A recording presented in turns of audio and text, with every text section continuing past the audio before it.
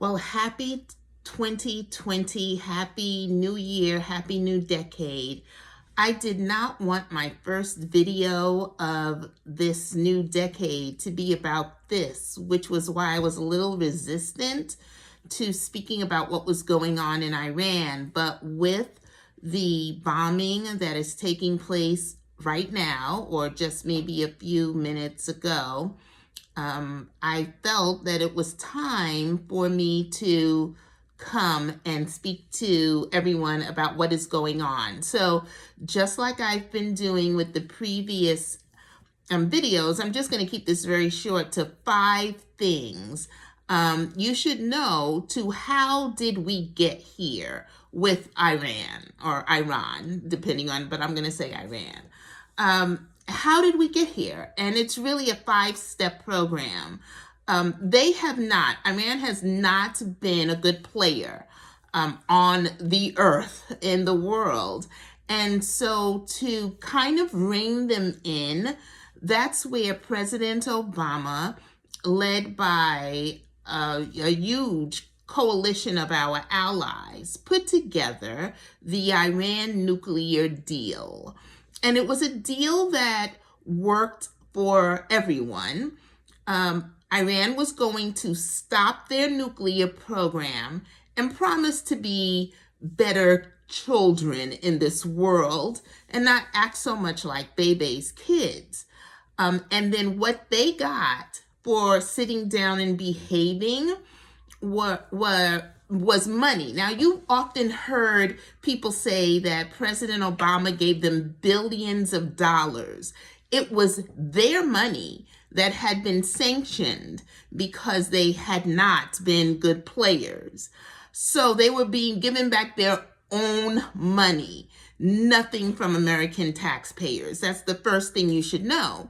So in exchange for getting back their money, they were going to sit down and behave themselves. Did they? Yes, for the most part. Did they act up a little bit? A little bit, but they were following all the rules. And then Trump got elected, and only because President Obama did the nuclear deal, that was the only reason that he pulled out of it. Still, Iran, with our allies, were trying to work it out. But what Trump did, in addition to pulling out of the nuclear deal, is that he put in more sanctions on the country. So he was really squeezing them. And so what does a bad child do when you do that? They started acting the way they had been acting before. And so, and it got to be a little worse. This time they shot down one of our drones. They killed an American contractor. So we had to do something. So what the military does in situations like this is they take the commander-in-chief, I cannot believe that I'm saying that, they take him all the options that he can do. Anything from doing nothing to all the way to killing someone. And so what did they do in this situation? They said, you can do nothing, you can do this, you can do that.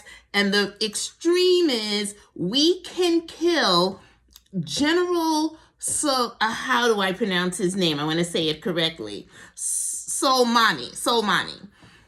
You can kill him because who is this man?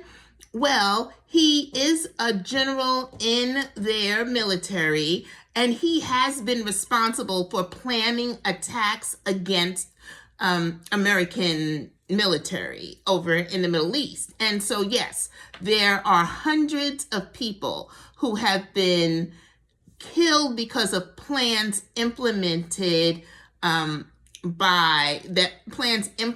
have been designed by Soleimani. Now, here's the thing about it, though.